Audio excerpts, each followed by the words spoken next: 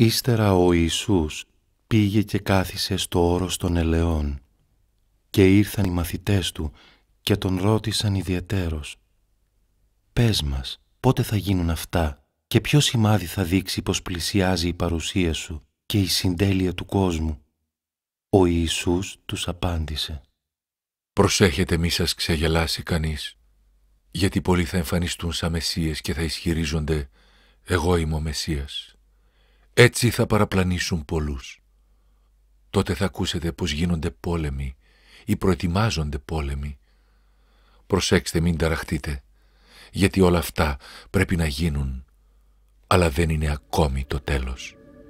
Το ένα έθνος θα ξεσηκωθεί εναντίον του άλλου και το ένα βασίλειο εναντίον του άλλου. Θα έρθουν πείνα, αρρώστιες και σεισμοί σε διάφορα μέρη.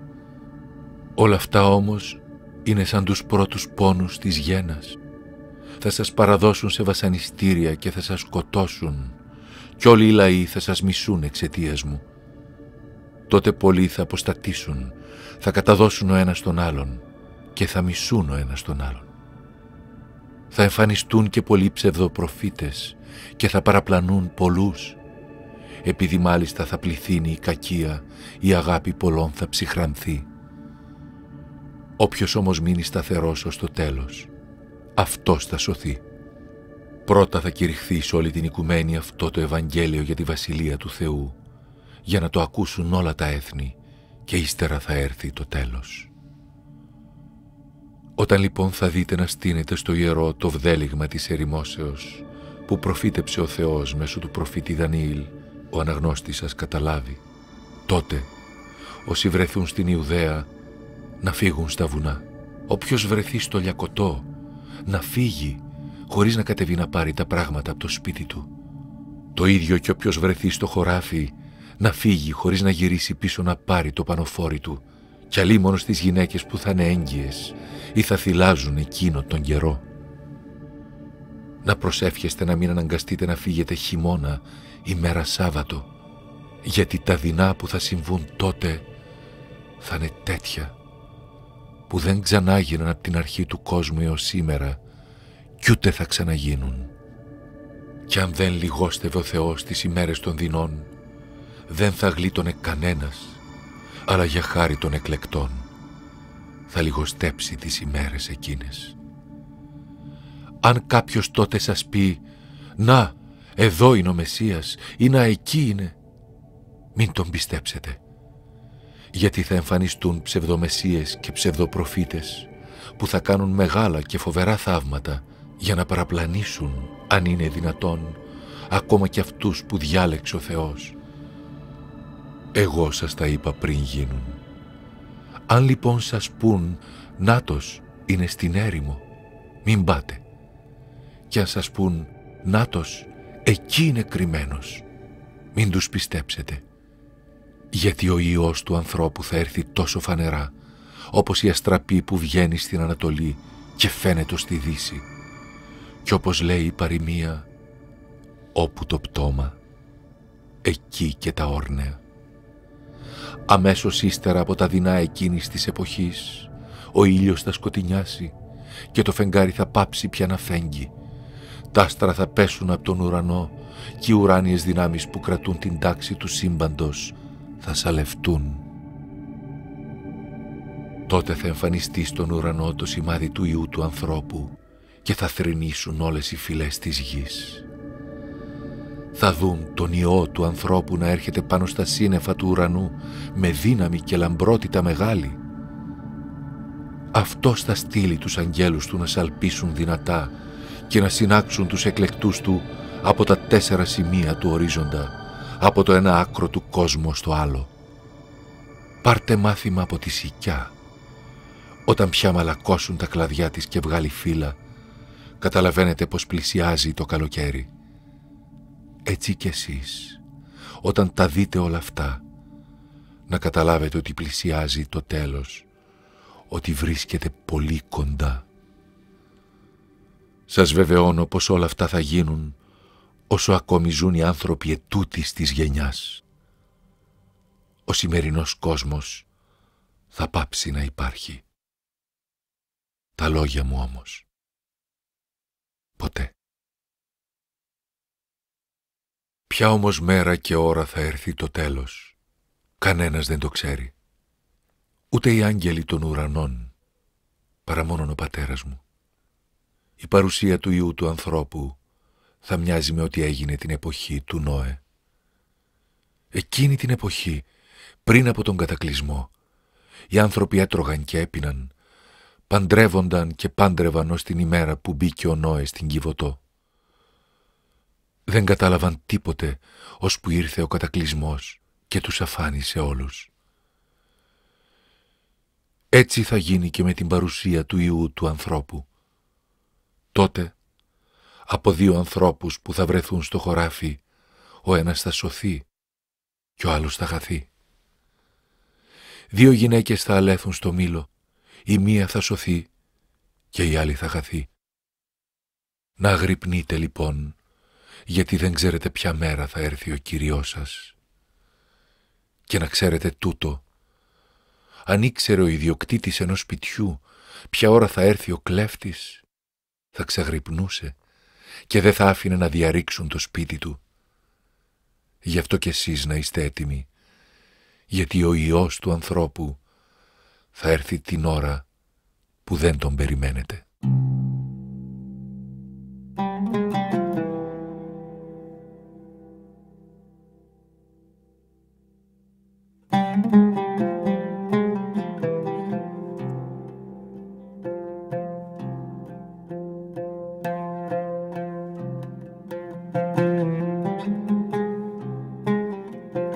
Όταν θα έρθει ο Υιός του ανθρώπου με όλη του τη μεγαλοπρέπεια και θα τον συνοδεύουν όλοι οι Άγιοι Άγγελοι, θα καθίσει στο βασιλικό θρόνο του. Τότε θα συναχθούν μπροστά του όλα τα έθνη και θα τους ξεχωρίσει όπως ξεχωρίζει ο βοσκός τα πρόβατα από τα κατσίκια. Τα πρόβατα θα τα τοποθετήσει στα δεξιά του και τα κατσίκια στα αριστερά του. Θα πει τότε ο βασιλιάς σε αυτούς που βρίσκονται δεξιά του: «Ελάτε οι ευλογημένοι από τον πατέρα μου, κληρονομήστε τη βασιλεία που σας έχει ετοιμαστεί από την αρχή του κόσμου.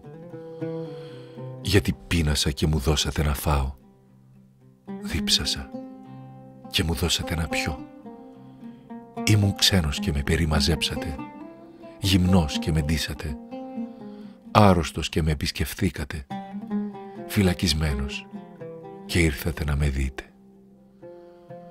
Τότε θα του απαντήσουν οι άνθρωποι του Θεού: «Κύριε, πότε σε είδαμε να πεινάς και σε θρέψαμε, ή να διψάς και σου δώσαμε να πιείς? Πότε σε είδαμε ξένο και σε περιμαζέψαμε, ή γυμνό και σε ντύσαμε? Πότε σε είδαμε άρρωστο ή φυλακισμένο και ήρθαμε να σε επισκεφθούμε?» Τότε θα τους απαντήσει ο βασιλιάς: «Σας βεβαιώνω πως αφού τα κάνατε αυτά για έναν από τους άσημους αδελφούς μου, τα κάνατε για μένα». Ύστερα θα πει και σε αυτούς που βρίσκονται αριστερά του: «Φύγετε από μπροστά μου καταραμένοι, πηγαίνετε στην αιώνια φωτιά που έχει ετοιμαστεί για τον διάβολο και τους δικούς του. Γιατί πείνασα και δεν μου δώσατε να φάω, δίψασα και δεν μου δώσατε να πιω, ήμουν ξένος και δεν με περιμαζέψατε, γυμνός και δεν με ντύσατε, άρρωστος και φυλακισμένος και δεν ήρθατε να με δείτε». Τότε θα του απαντήσουν κι αυτοί: «Κύριε, πότε σε είδαμε πεινασμένο ή διψασμένο, ή ξένο ή γυμνό, ή άρρωστο ή φυλακισμένο και δεν σε υπηρετήσαμε?» Και θα τους απαντήσει: «Σας βεβαιώνω πως αφού δεν τα κάνατε αυτά για έναν από αυτούς τους άσημους αδελφούς μου, δεν τα κάνατε ούτε για μένα». Αυτοί λοιπόν θα πάνε στην αιώνια τιμωρία, ενώ οι δίκαιοι στην αιώνια ζωή. Προσέξτε καλά τους εαυτούς σας. Μην παραδοθείτε στην κρεπάλη και στη μέθη και στις βιωτικές ανάγκες και σας ευνηδιάσει η μέρα εκείνη. Γιατί θα έρθει σαν την παγίδα σε όλους τους κατοίκους της γης. Να μένετε λοιπόν άγρυπνοι και να προσεύχεστε αδιάκοπα για να μπορέσετε να ξεπεράσετε όλα όσα είναι να συμβούν και να παρουσιαστείτε έτοιμοι μπροστά στον Υιό του ανθρώπου. Την ημέρα ο Ιησούς δίδασκε στο ναό και τα βράδια πήγαινε και έμενε στο βουνό που ονομάζεται Όρος των Ελαιών. Όλος ο κόσμος πήγαινε πρωί-πρωί στο ναό και τον περίμενε για να τον ακούσει. Βλέποντας ο Ιησούς τους καλεσμένους με ποιον τρόπο διάλεγαν τις πρώτες θέσεις στο τραπέζι, τους είπε μια παραβολή. Όταν σε καλέσει κάποιος σε γάμο, μην πας να καθίσεις στην πρώτη θέση, γιατί μπορεί κάποιος άλλος καλεσμένος να είναι πιο σπουδαίος από σένα. Και τότε θα έρθει αυτός που κάλεσε και σένα και εκείνον και θα σου πει «Δώσε τη θέση σου σε αυτόν». Τότε εσύ ντροπιασμένος θα πας να καθίσεις στην τελευταία θέση. Γι' αυτό, όταν σε καλέσουν κάπου, πήγαινε και κάθισε στην τελευταία θέση, ώστε όταν έρθει αυτός που σε κάλεσε να σου πει «Φίλε μου, έλα σε μια καλύτερη θέση». Έτσι, αυτό θα είναι μια τιμή για σένα μπροστά στους συντετιμόνες σου. Γιατί όποιος υψώνει τον εαυτό του θα ταπεινωθεί, και αυτός που ταπεινώνει τον εαυτό του θα υψωθεί. Και σε αυτόν που τον είχε καλέσει έλεγε ο Ιησούς: Εσύ όταν κάνεις γεύμα ή δείπνο, μην καλείς τους φίλους σου και τα αδέλφια σου, ούτε τους συγγενείς σου και τους πλούσιους γείτονες, γιατί κι αυτοί θα σε καλέσουν με τη σειρά τους κι έτσι θα σου το ανταποδώσουν. Αντίθετα, όταν κάνεις τραπέζι, να καλείς φτωχούς, ανάπηρους, κουτσούς, τυφλούς. Θα είσαι μακάριος που δεν θα μπορούν να σου το ανταποδώσουν, γιατί θα σου ανταποδοθεί όταν οι δίκαιοι θα αναστηθούν. Κάποιος άνθρωπος είχε 2 γιους.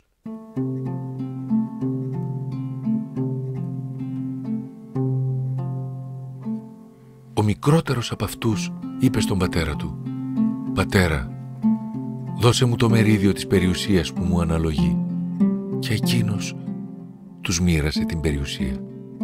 Ύστερα από λίγες μέρες, ο μικρότερος γιος τα μάζεψε όλα και έφυγε σε χώρα μακρινή. Εκεί σκόρπισε την περιουσία του κάνοντας άσο τη ζωή. Όταν τα ξόδεψε όλα, έτυχε να πέσει μεγάλη πείνα στη χώρα εκείνη και άρχισε κι αυτός να στερείται. Πήγε λοιπόν και έγινε εργάτης σε έναν από τους πολίτες εκείνης της χώρας, ο οποίος τον έστειλε στα χωράφια του να βόσκει χοίρους. Έφτασε στο σημείο να θέλει να χορτάσει με τα ξυλοκέρατα που έτρωγαν οι χοίροι, αλλά κανένας δεν του έδινε. Τελικά συνήλθε και είπε: «Πώς οι εργάτες του πατέρα μου έχουν περίσσιο ψωμί κι εγώ εδώ πεθαίνω της πείνας. Θα σηκωθώ και θα πάω στον πατέρα μου και θα του πω: Πατέρα, αμάρτησα στο Θεό και σε σένα. Δεν είμαι άξιος πια να λέγομαι γιος σου. Κάνε με σαν έναν από τους εργάτες σου». Σηκώθηκε λοιπόν και ξεκίνησε να πάει στον πατέρα του. Ενώ ήταν ακόμη μακριά, τον είδε ο πατέρας του, τον σπλαχνίστηκε, έτρεξε, τον αγκάλιασε σφιχτά και τον καταφυλούσε. Τότε ο γιος του είπε: «Πατέρα, αμάρτησα στο Θεό και σε σένα και δεν αξίζω να λέγομαι παιδί σου». Ο πατέρας όμως γύρισε στους δούλους του και τους διέταξε: «Βγάλτε γρήγορα την καλύτερη στολή και ντύστε τον.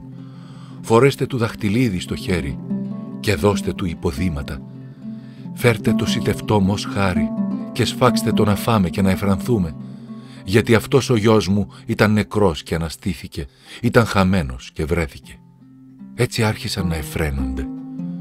Ο μεγαλύτερος γιος του βρισκόταν στο χωράφι και καθώς ερχόταν και πλησίαζε στο σπίτι, άκουσε μουσικές και χορούς.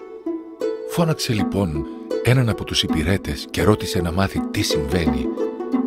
Εκείνος του είπε: «Γύρισε ο αδελφός σου και ο πατέρας σου έσφαξε το σιτευτό μοσχάρι γιατί του ήρθε πίσω γερός». Αυτός τότε θύμωσε και δεν ήθελε να μπει μέσα. Ο πατέρας του βγήκε και τον παρακαλούσε. Εκείνος όμως του αποκρίθηκε: «Εγώ τόσα χρόνια σου δουλεύω και ποτέ δεν παρήκουσα καμιά εντολή σου. Κι όμως σε μένα δεν έδωσες ποτέ ένα κατσίκι για να εφρανθώ με τους φίλους μου. Όταν όμως ήρθε αυτός ο γιος σου που κατασπατάλησε την περιουσία σου με πόρνες, έσφαξες για χάρη του το σιδευτόμος χάρη. Και ο πατέρας του απάντησε: «Παιδί μου, εσύ είσαι πάντοτε μαζί μου κι ό,τι είναι δικό μου είναι και δικό σου. Έπρεπε όμως να εμφρανθούμε και να χαρούμε, γιατί ο αδελφός σου αυτός ήταν νεκρός και αναστήθηκε, ήταν χαμένος και βρέθηκε».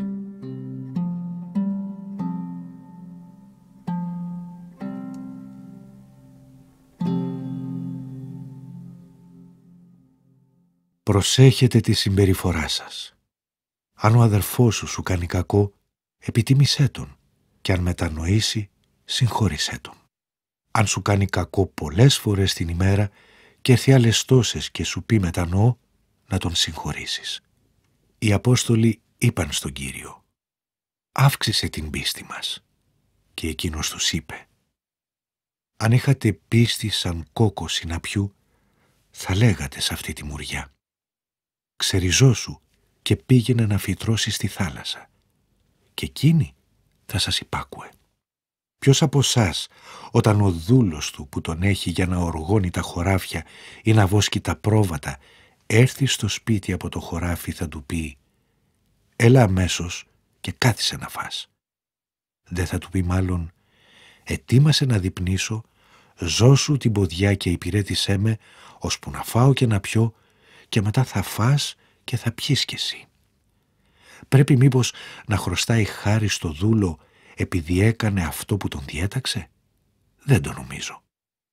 Έτσι κι εσείς, όταν κάνετε όλα όσα σας προστάζει ο Θεός, να λέτε: είμαστε ανάξιοι δούλοι. Κάναμε αυτό που οφείλαμε να κάνουμε.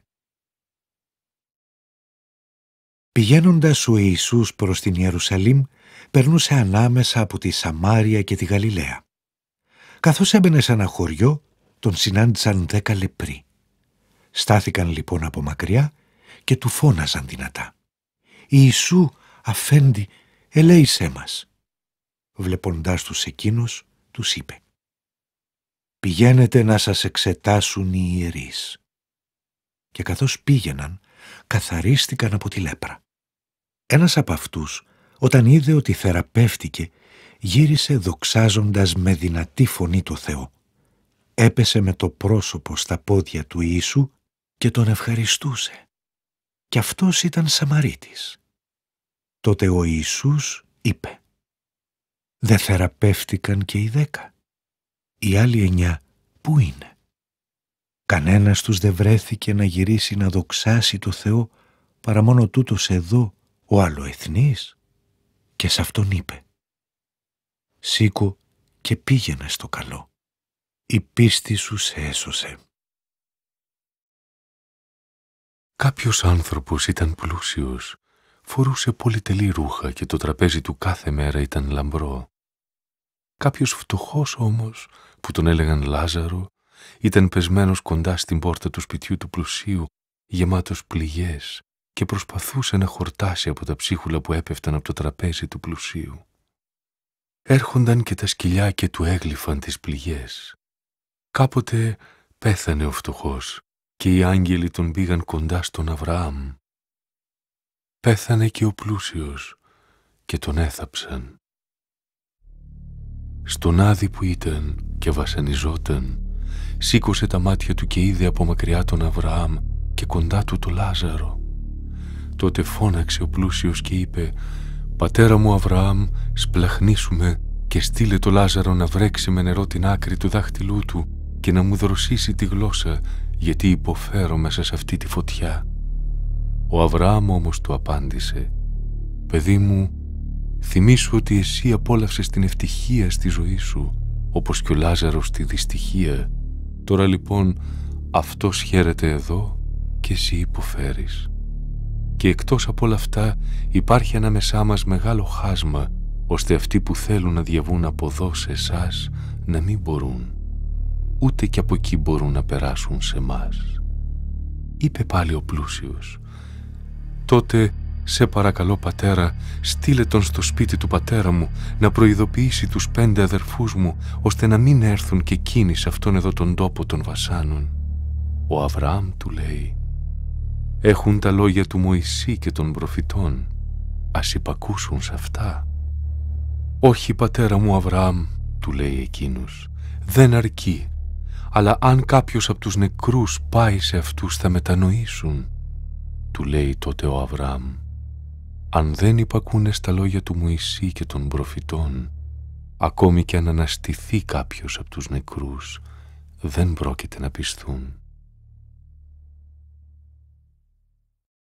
Σε μερικούς που ήταν σίγουροι για την ευσέβειά τους και περιφρονούσαν τους άλλους, είπε την παρακάτω παραβολή.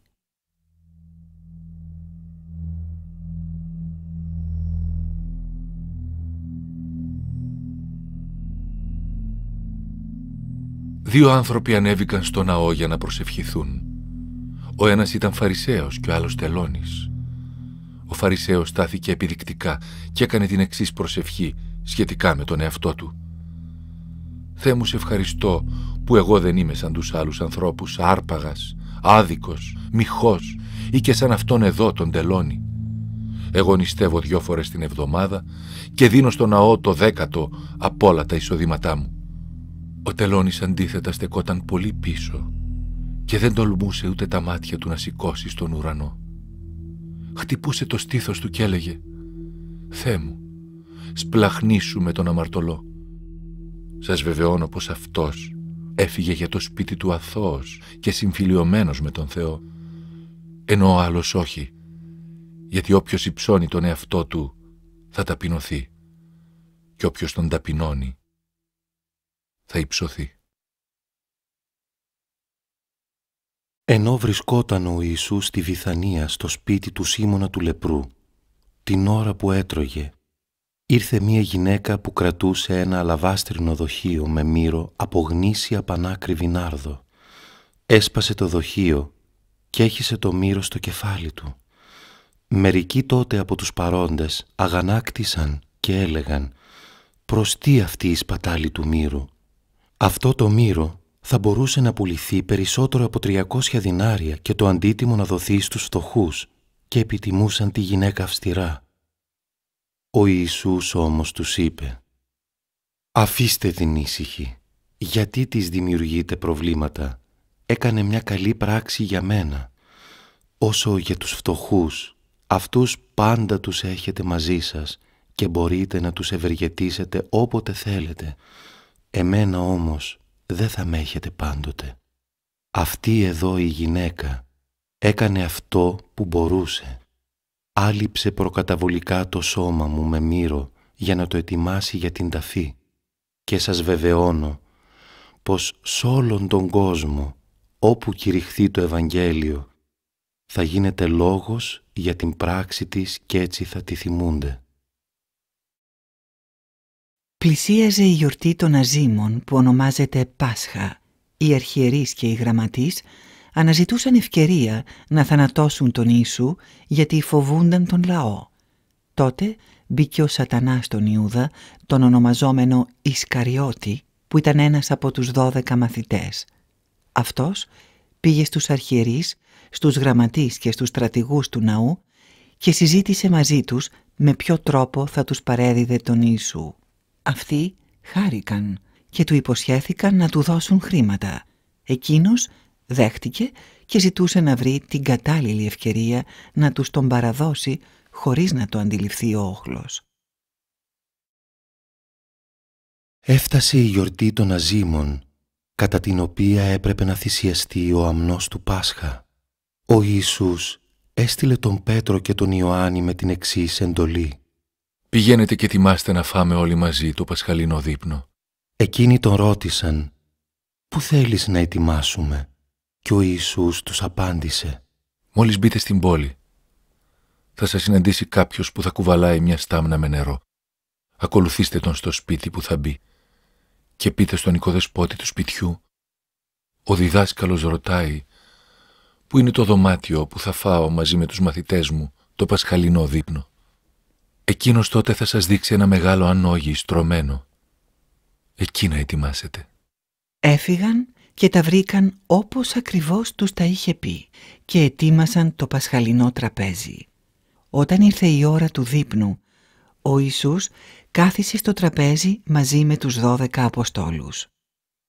Πάρα πολύ επιθύμησα αυτό το πασχαλινό δείπνο να το φάω μαζί σας, πριν από το θάνατό μου. Σας βεβαιώνω πως δεν θα το ξαναφάω μαζί σας, όσο το αυτό βρει την αληθινή πληρότητά του στη Βασιλεία του Θεού. Ύστερα πήρε το ποτήρι, έκανε ευχαριστήρια προσευχή και είπε: Πάρτε το αυτό και μοιράστε το μεταξύ σας.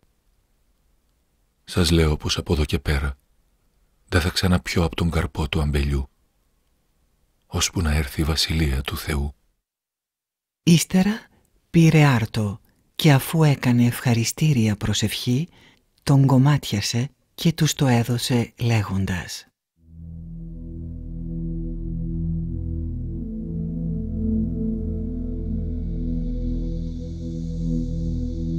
Αυτό είναι το σώμα μου που παραδίνεται για χάρη σας. Αυτό που κάνω τώρα να το κάνετε στην ανάμνησή μου. Το ίδιο μετά το δείπνο πήρε και το ποτήρι λέγοντας: Αυτό το ποτήρι είναι η Νέα Διαθήκη που επισφραγίζεται με το αίμα μου, το οποίο χύνεται για χάρη σας. Αλλά να, το χέρι αυτού που θα με προδώσει είναι μαζί μου, πάνω στο τραπέζι. Ο Υιός του ανθρώπου βέβαια βαδίζει σύμφωνα με αυτό που όρισε ο Θεός. Αλίμονο όμως σε εκείνον τον άνθρωπο από τον οποίο θα προδοθεί. Αυτοί τότε άρχισαν να συζητούν μεταξύ τους ποιος άραγε από όλους να είναι αυτός που πρόκειται να διαπράξει κάτι τέτοιο. Πριν από τη γιορτή του Πάσχα, ξέροντας ο Ιησούς πως ήρθε η καθορισμένη για αυτόν ώρα να φύγει από τούτον τον κόσμο και να πάει στον Πατέρα, έδειξε την αγάπη του ως το τέλος σε αυτούς που μέσα σε αυτό τον κόσμο του ανήκαν και τους αγαπούσε. Βρίσκονταν στο δείπνο και ο διάβολος είχε βάλει κιόλας στην καρδιά του Ιούδα του Ισκαριώτη, γιου του Σίμωνα, τη σκέψη να παραδώσει τον Ιησού στους εχθρούς του. Ο Ιησούς ήξερε ότι ο Πατέρας του είχε δώσει απεριόριστη εξουσία και ότι από τον Πατέρα ήρθε και στον Πατέρα επιστρέφει. Σηκώνεται λοιπόν από το τραπέζι που διπνούσαν, βγάζει το ημάτιό του, παίρνει μια πετσέτα και τη ζώνεται. Έπειτα βάζει νερό στη λεκάνη και αρχίζει να πλένει τα πόδια των μαθητών και να τα σκουπίζει με την πετσέτα που είχε ζωστεί. Φτάνει λοιπόν και στο Σίμωνα Πέτρο. Αυτός του λέει: «Εσύ, Κύριε, θα μου πλύνεις τα πόδια?» Του αποκρίθηκε ο Ιησούς: Αυτό που κάνω εγώ, εσύ δεν το καταλαβαίνεις τώρα. Θα το καταλάβεις όμως αργότερα. Του λέει ο Πέτρος: «Ποτέ δεν θα σε αφήσω να μου πλύνεις τα πόδια». Του αποκρίθηκε ο Ιησούς: Αν δεν σε πλύνω, δεν έχεις θέση κοντά μου. Του λέει τότε ο Σίμων Πέτρος: «Αν είναι έτσι, Κύριε, όχι μόνο τα πόδια να μου πλύνεις, αλλά και τα χέρια και το κεφάλι». Του λέει ο Ιησούς: Αυτός που έχει κάνει λουτρό είναι ολόκληρος καθαρός και δεν έχει ανάγκη να πλύνει παρά μόνο τα πόδια του. Εσείς είστε καθαροί, όχι όμως όλοι. Ο Ιησούς ήξερε αυτόν που θα τον παραδώσει. Γι' αυτό είπε: Δεν είστε όλοι καθαροί. Όταν τους έπλυνε τα πόδια, φόρεσε το ημάτιό του, πήρε πάλι τη θέση του στο τραπέζι και τους είπε: Καταλαβαίνετε τι έκανα σε εσάς? Εσείς με φωνάζετε διδάσκαλε και Κύριε και σωστά το λέτε, γιατί είμαι. Αν λοιπόν εγώ ο Κύριος και ο διδάσκαλος σας έπλυνα τα πόδια, έχετε κι εσείς την υποχρέωση να πλένετε το ένα στα πόδια του άλλου.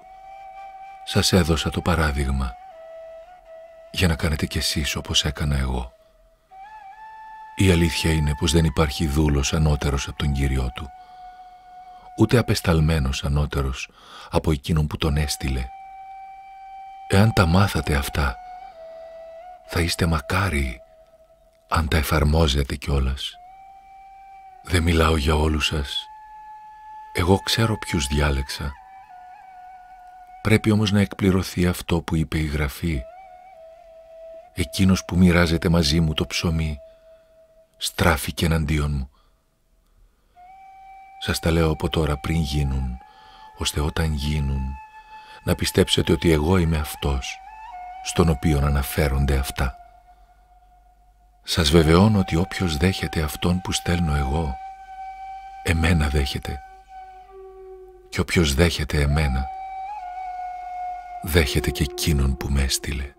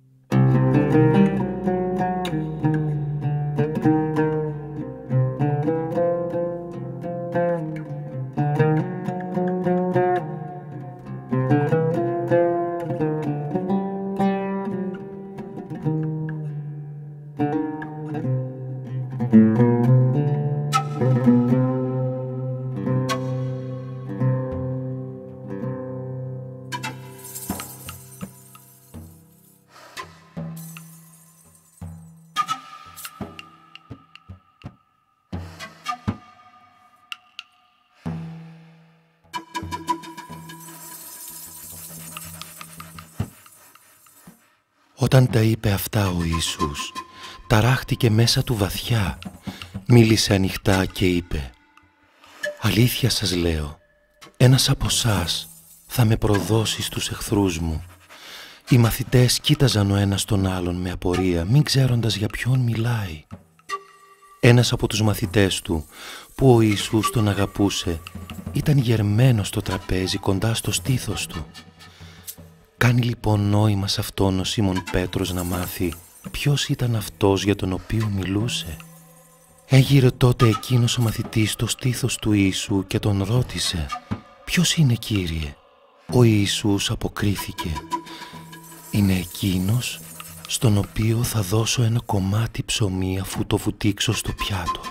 Παίρνει τότε ένα κομμάτι ψωμί, το βουτάει στο πιάτο και το δίνει στον Ιούδα τον Ισκαριώτη, γιο του Σίμωνα. Όταν ο Ιούδας πήρε το ψωμί, μπήκε ο Σατανάς μέσα του. Του λέει λοιπόν ο Ιησούς: «Ό,τι έχεις να κάνεις, κάνε το γρήγορα». Αυτό κανείς από όσους έτρωγαν εκεί μαζί δεν κατάλαβε γιατί του το είπε. Επειδή μάλιστα ο Ιούδας κρατούσε το ταμείο, μερικοί νόμιζαν πως ο Ιησούς του είπε: «Αγόρασε ό,τι μας χρειάζεται για τη γιορτή» ή να δώσει κάτι στους φτωχούς. Εκείνος, αφού πήρε το ψωμί, βγήκε αμέσως έξω. Ήτανε νύχτα.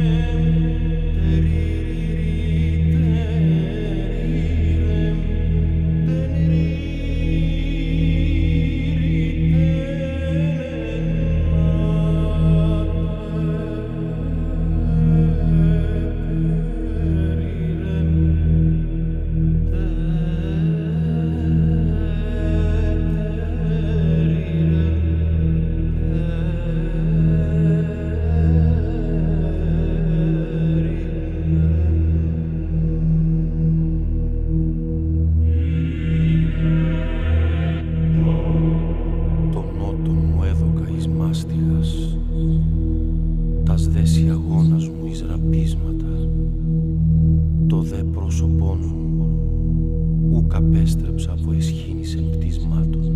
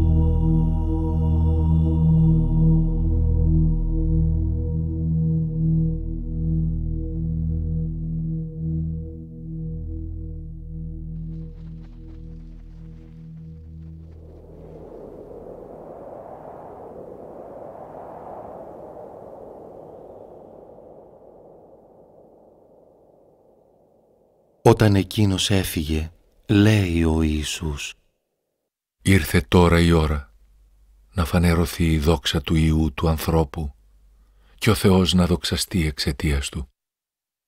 Κι αν ο Θεός δοξαστεί δι' αυτού, τότε και ο Θεός θα τον δοξάσει κοντά του. Και αυτό μάλιστα θα γίνει πολύ γρήγορα. Παιδιά μου, για πολύ λίγο θα είμαι ακόμη μαζί σας.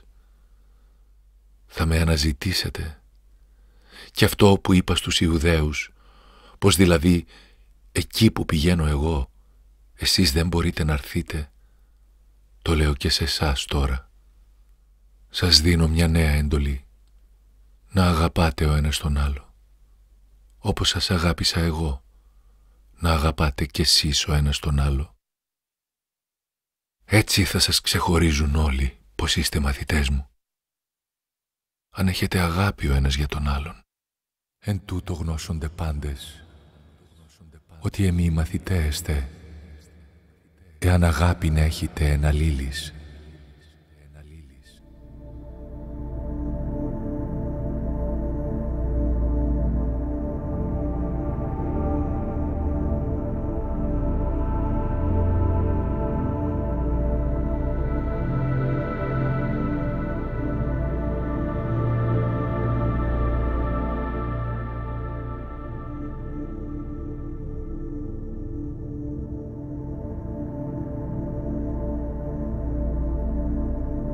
Μην ταράζετε η καρδιά σας, να έχετε πίστη στο Θεό, να έχετε πίστη και σε μένα.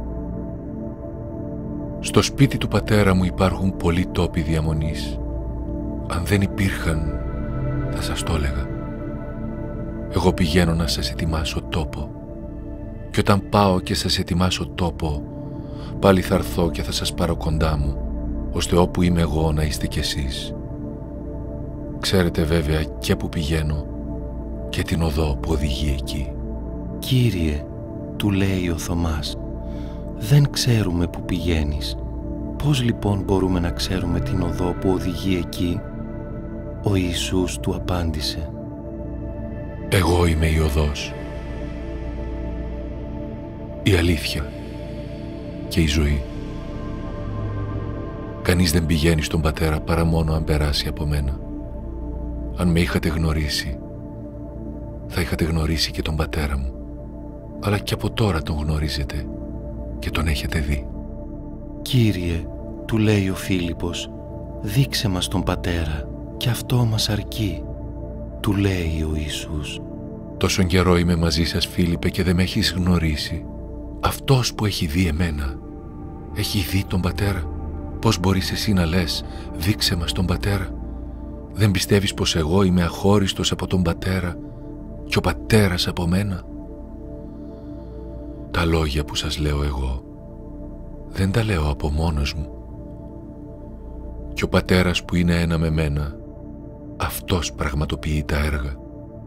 Πιστέψτε με ότι εγώ είμαι αχώριστος από τον πατέρα και ο πατέρας από μένα.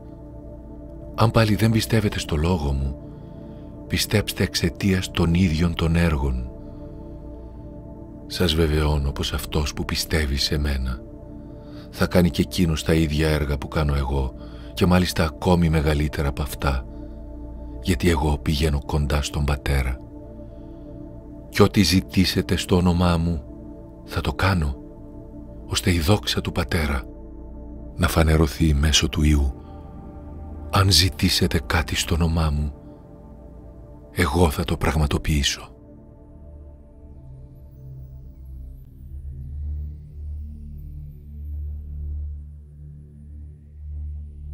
Αν με αγαπάτε, τηρήστε τις εντολές μου κι εγώ θα παρακαλέσω τον Πατέρα να σας δώσει άλλον παράκλητο, το πνεύμα της αλήθειας, ώστε να είναι για πάντα μαζί σας. Το πνεύμα αυτό δεν μπορεί να το δεχτεί ο κόσμος, γιατί ούτε το διακρίνει ούτε το γνωρίζει. Εσείς το γνωρίζετε, γιατί μένει κοντά σας και θα υπάρχει μέσα σας. Δεν θα σας αφήσω ορφανούς. Θα ξανάρθω κοντά σας. Σε λίγο ο κόσμος δεν θα με βλέπει πια. Εσείς όμως θα με βλέπετε, γιατί εγώ εξακολουθώ να ζω, το ίδιο κι εσείς θα ζείτε. Όταν έρθει εκείνη η μέρα, θα το καταλάβετε ότι εγώ είμαι αχώριστος από τον Πατέρα και εσείς από μένα και εγώ από σας. Εκείνος που κρατάει τις εντολές μου και τις εκτελεί, αυτός με αγαπάει. Και αυτός που με αγαπάει θα αγαπηθεί από τον Πατέρα μου και εγώ θα τον αγαπήσω και θα του φανερώσω τον εαυτό μου. «Κύριε», του λέει ο Ιούδας, όχι ο Ισκαριώτης, «γιατί θα φανερώσεις τον εαυτό σου σε μας και όχι στον κόσμο?»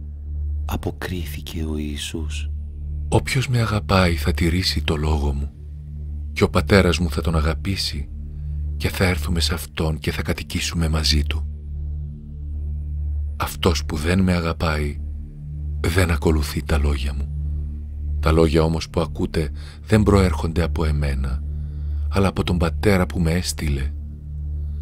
Αυτά σας δίδαξα όλον αυτόν τον καιρό που βρίσκομαι κοντά σας. Αλλά το Πνεύμα το Άγιο, ο Παράκλητος, που θα στείλει ο Πατέρας στο όνομά μου, εκείνος θα σας διδάξει τα πάντα και θα φέρει στη μνήμη σας όλα όσα σας έχω πει εγώ. Πάντα χορηγεί το Πνεύμα το Άγιον, βρει προφητείας ιερέας τελεί, αγράμματου σοφίανε δίδαξεν, αλείς θεολόγους ανέδειξεν, όλων συγκρότη των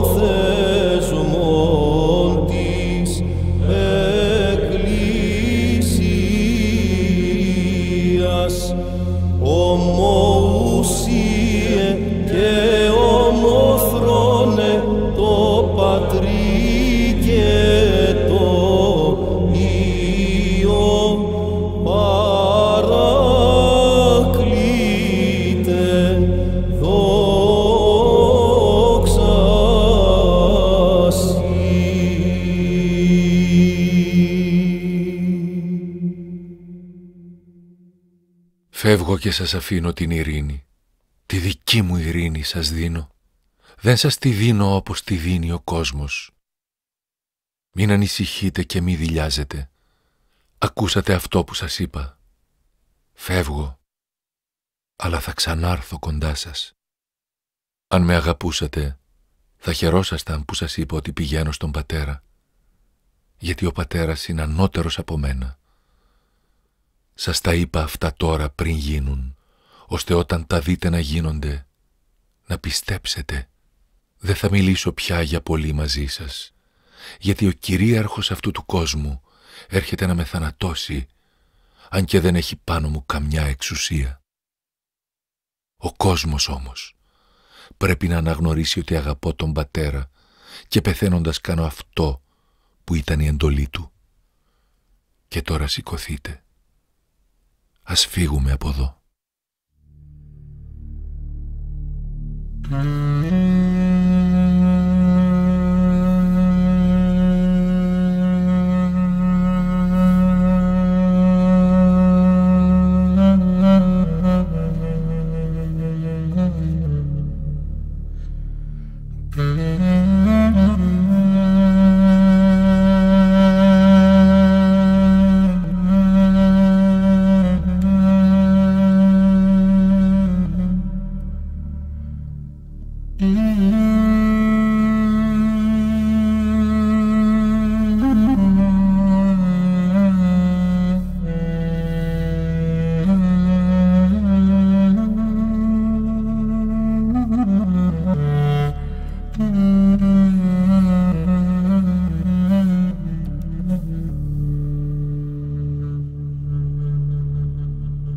Όπως με αγάπησε ο πατέρας, έτσι σας αγάπησα κι εγώ.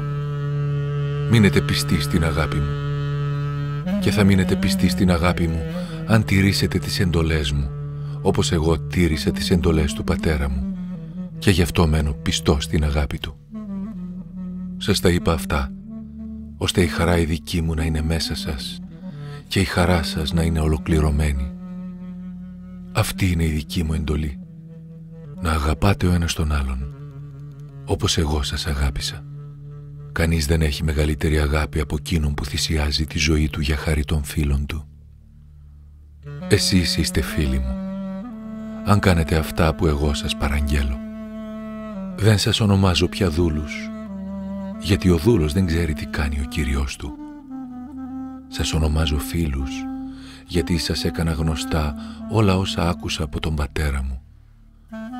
Δεν με διαλέξατε εσείς, αλλά εγώ σας διάλεξα και σας όρισα να πάτε και να καρποφορήσετε και ο καρπός σας να είναι μόνιμος, ώστε ό,τι ζητήσετε από τον πατέρα στο όνομά μου να σας το δώσει.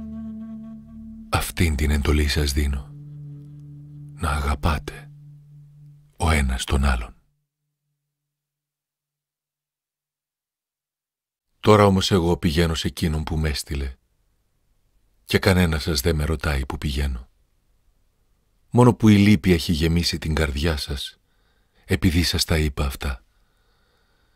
Κι όμως εγώ σας λέω την αλήθεια, σας συμφέρει να φύγω εγώ, γιατί αν εγώ δεν φύγω, δεν θα έρθει σε εσάς ο παράκλητος, ενώ αν πάω εκεί, θα τον στείλω σε εσάς. Κι όταν έρθει εκείνος, θα ελέγξει τους ανθρώπους ως προς την αμαρτία, ως προς τη δικαιοσύνη και ως προς την κρίση του Θεού. Ως προς την αμαρτία, επειδή δεν πιστεύουν σε μένα. Ως προς τη δικαιοσύνη, επειδή εγώ πηγαίνω δικαιωμένος στον Πατέρα και δεν θα με βλέπετε πια. Και ως προς την κρίση, επειδή ο κυρίαρχος αυτού του κόσμου είναι κιόλας καταδικασμένος. Πολλά έχω ακόμη να σας πω, αλλά δεν μπορείτε τώρα να σηκώσετε μεγαλύτερο βάρος. Όταν όμως θα έρθει εκείνος, το πνεύμα της αλήθειας, θα σας οδηγήσει σε όλη την αλήθεια. Γιατί δεν θα μιλήσει από μόνος του, αλλά θα πει όσα θα ακούσει και θα σας αναγγείλει αυτά που μέλουν να συμβούν. Εκείνος θα φανερώσει τη δική μου δόξα, γιατί θα πάρει από αυτά που εγώ έχω και θα σας τα αναγγείλει. Όλα όσα ανήκουν στον Πατέρα είναι δικά μου. Γι' αυτό σας είπα πως το Πνεύμα θα πάρει από αυτά που έχω εγώ και θα σας τα αναγγείλει.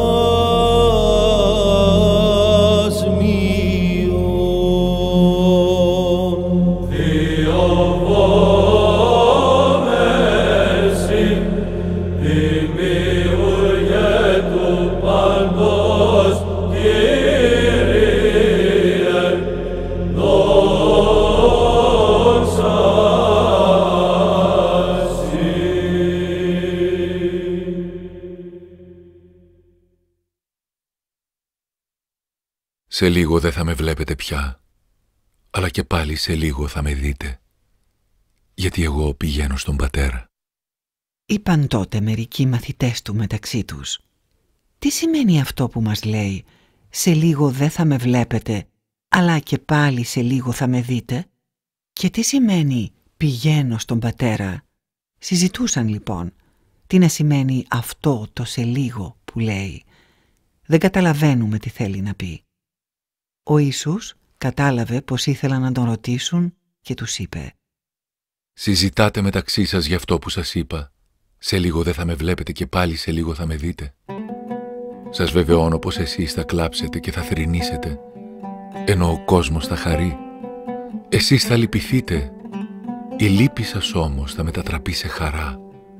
Όταν η γυναίκα είναι να γεννήσει, υποφέρει πολύ, γιατί ήρθε η ώρα των πόνων της. Όταν όμως γεννήσει το παιδί, ξεχνάει πια τους πόνους, από τη χαρά της που έφερε έναν άνθρωπο στον κόσμο. Κι εσείς λοιπόν τώρα λυπόσαστε, αλλά θα σας ξαναδώ και θα χαρεί η καρδιά σας, και τη χαρά σας κανείς δεν θα μπορέσει να σας την αφαιρέσει. Όταν έρθει εκείνη η μέρα, τίποτα δεν θα έχετε να με ρωτήσετε. Σας βεβαιώνω πως αν ζητήσετε κάτι από τον Πατέρα στο όνομά μου, Αυτός θα σας το δώσει. Ως τώρα δεν ζητήσατε τίποτα στο όνομά μου. Να ζητάτε και θα παίρνετε, κι έτσι η χαρά σας θα είναι πλήρης.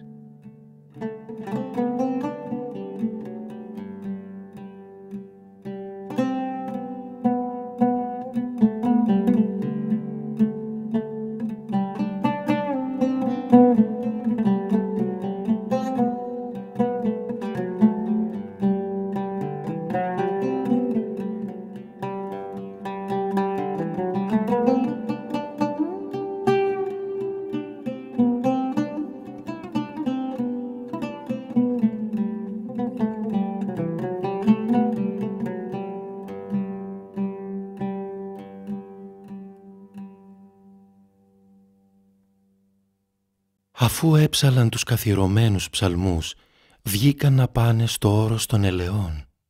Τους λέει τότε ο Ιησούς: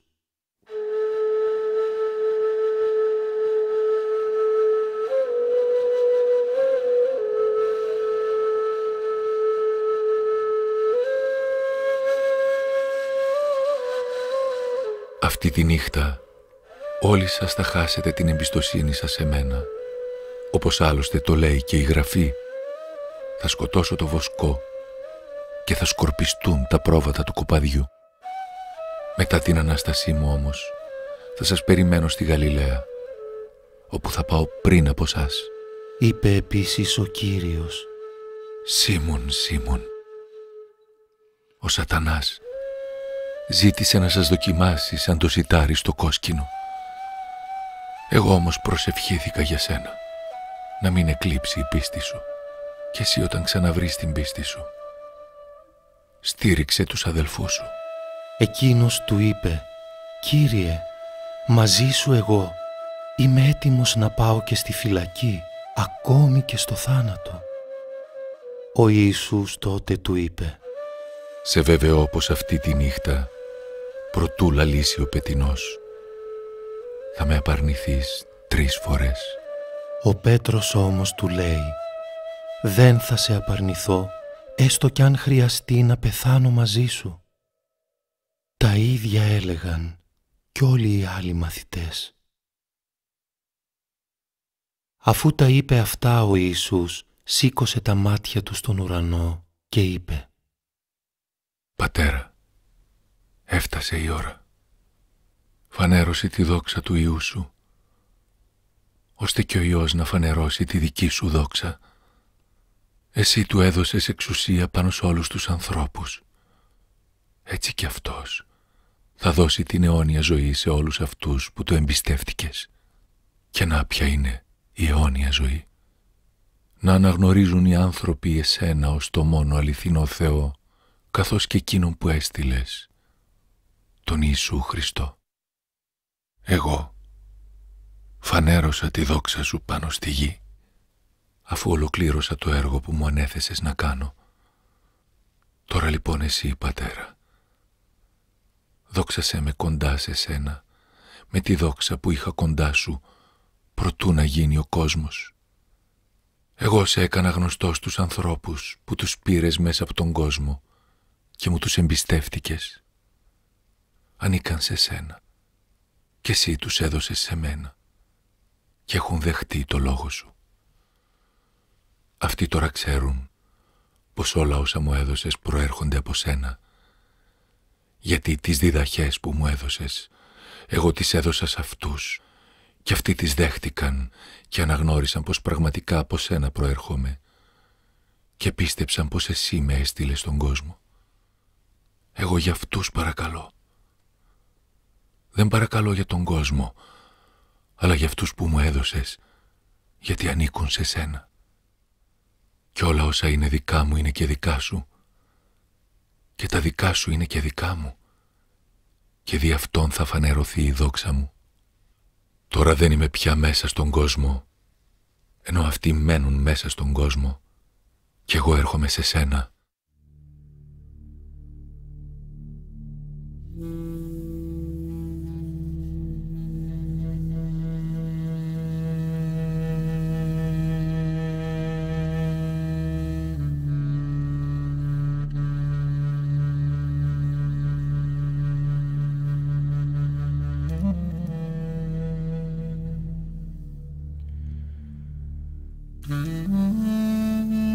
Άγιε Πατέρα, διατήρησέ τους την πίστη με τη δύναμη του ονόματός σου που μου χάρισες, για να μείνουν ενωμένοι όπως εμείς. Όταν ήμουν μαζί τους στον κόσμο, εγώ τους διατηρούσα στην πίστη με τη δύναμη του ονόματός σου.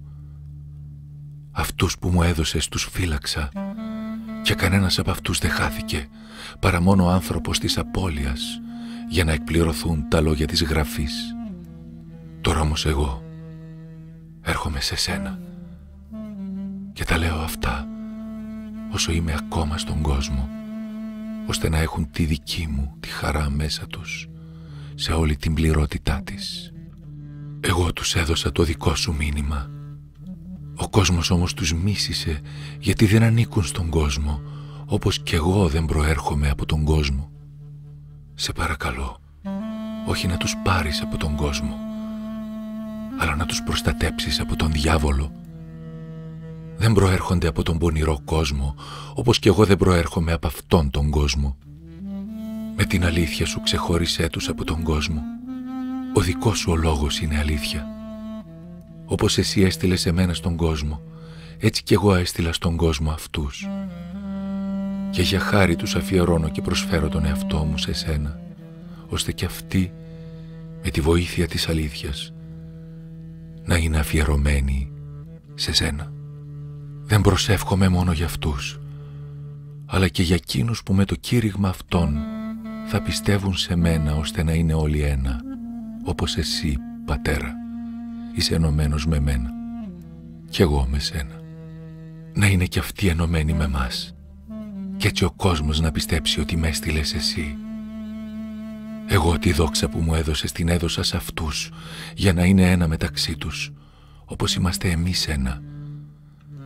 Εγώ ενωμένος μαζί τους και εσύ ενωμένος μαζί μου, ώστε να αποτελούν μια τέλεια ενότητα και έτσι ο κόσμος να καταλαβαίνει ότι με έστειλες εσύ και ότι αγάπησες κι αυτούς όπως αγάπησες εμένα. Πατέρα, θέλω αυτοί που μου έδωσες να είναι μαζί μου όπου είμαι κι εγώ, για να μπορούν να βλέπουν τη δόξα μου, τη δόξα που μου χάρισες, γιατί με αγάπησες προτού να γίνει ο κόσμος. Πατέρα, δίκαιε κριτή, ο κόσμος δεν σε γνώρισε, ενώ εγώ σε γνώρισα. Κι αυτοί εδώ έχουν αναγνωρίσει πως με έστειλες εσύ. Τους έμαθα ποιος είσαι και θα συνεχίσω να τους το μαθαίνω, ώστε να είναι μέσα τους η αγάπη με την οποία με αγάπησες, όπως κι εγώ θα είμαι μέσα τους.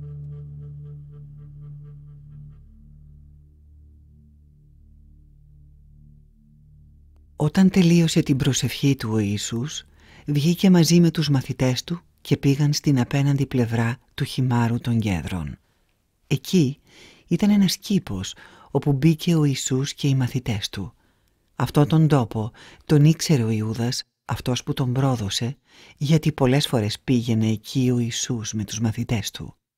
Και αφού πήρε μαζί του τον Πέτρο, τον Ιάκωβο και τον Ιωάννη, άρχισε να λυπάται και να αγωνιά. Τότε τους λέει: Περίλυπη μέχρι θανάτου είναι η ψυχή μου. Περιμένετε εδώ και μείνετε εξάγρυπνοι μαζί μου.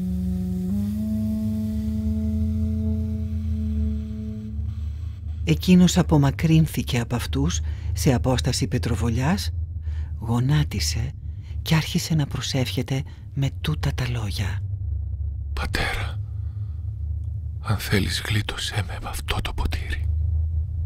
Ας μη γίνει όμως το δικό μου θέλημα, αλλά το δικό σου. Φανερώθηκε τότε σε αυτόν ένας άγγελος από τον ουρανό και τον ενίσχυε. Η αγωνία τον κυρίεψε και προσευχόταν πιο πολλή ώρα. Ο ιδρώτας του γινόταν σαν σταγόνες αίματος και έπεφτε στη γη. Μετά έρχεται στους μαθητές και τους βρίσκει να κοιμούνται. Τότε λέει στον Πέτρο: Ούτε μια ώρα δεν μπορέσατε να μείνετε εξάγρυπνοι μαζί μου. Μένετε άγρυπνοι και προσεύχεστε για να μην σας νικήσει ο πειρασμός. Το πνεύμα είναι πρόθυμο, η σάρκα όμως αδύναμη.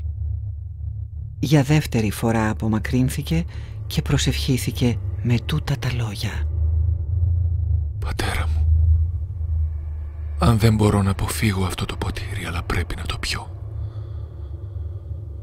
ας γίνει το θέλημά σου. Μετά ήρθε και τους βρήκε πάλι να κοιμούνται, γιατί τα μάτια τους ήταν βαριά από την ίστα. Τους άφησε όπως ήταν και ξανά φύγε να προσευχηθεί για τρίτη φορά με τα ίδια λόγια. Κατόπιν έρχεται στους μαθητές και τους λέει: Κοιμάστε ακόμα και ξεκουράζεστε. Να, έφτασε η ώρα και ο Υιός του ανθρώπου παραδίνεται στα χέρια ανθρώπων αμαρτωλών. Σηκωθείτε, πρέπει να πηγαίνουμε. Έφτασε αυτός που θα με προδώσει.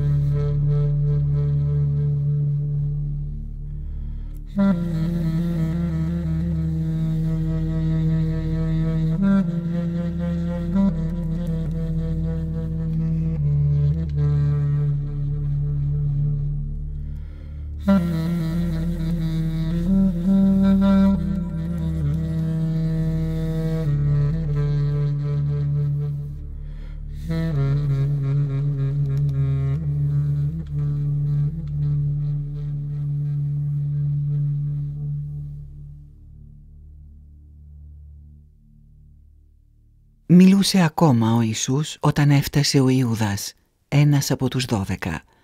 Μαζί του ερχόταν και ένα πλήθος από ανθρώπους οπλισμένους με ξύφη και ρόπαλα, σταλμένους από τους αρχιερείς και τους πρεσβυτέρους του συνεδρίου. Αυτός πλησίασε τον Ιησού για να τον φιλήσει, γιατί αυτό το σημάδι τους είχε δώσει. Όποιον φιλήσω, αυτός είναι. Ο Ιησούς όμως του είπε: «Ιούδα, κάνε αυτό για το οποίο ήρθες». Αμέσως λοιπόν πλησίασε τον Ιησού και του είπε: «Χαίρε διδάσκαλε», και τον φίλησε. Ο Ιησούς τα ήξερε όλα όσα τον περίμεναν. Προχώρησε λοιπόν προς το μέρος τους και τους ρωτάει: «Ποιον γυρεύετε?» «Τον Ιησού από τη Ναζαρέτ», το αποκρίνονται. Τους λέει ο Ιησούς: «Εγώ είμαι». Ο Ιούδας που τον είχε προδώσει στεκόταν κι αυτός εκεί ανάμεσά τους. Μόλις λοιπόν τους είπε ο Ιησούς «Εγώ είμαι», πισωδρόμησαν και έπεσαν κατά γης. Τότε τους ρώτησε πάλι «Ποιον γυρεύετε?» Κι αυτοί είπαν «Τον Ιησού από τη Ναζαρέτ». «Σας είπα ότι εγώ είμαι», τους αποκρίθηκε ο Ιησούς. «Αν λοιπόν γυρεύετε εμένα, αφήστε τους άλλους να φύγουν».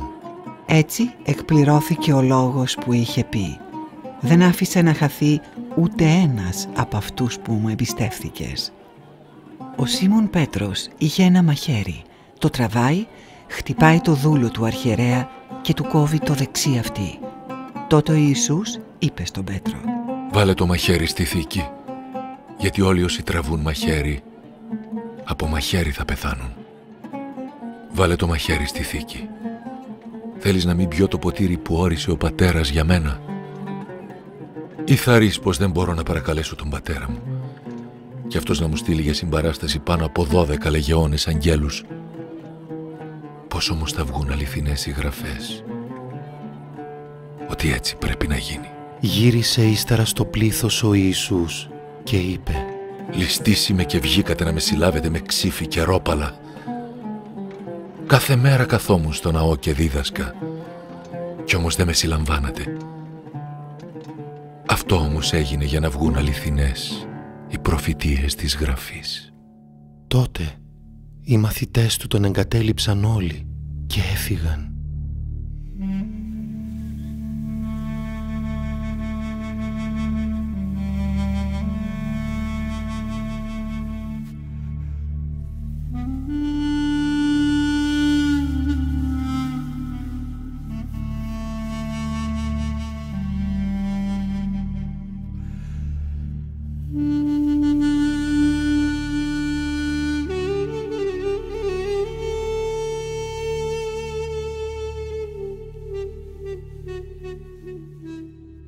Οι στρατιώτες με το χιλίαρχο και οι Ιουδαίοι φρουροί συνέλαβαν τότε τον Ιησού, τον έδεσαν και τον έφεραν πρώτα στον Άννα.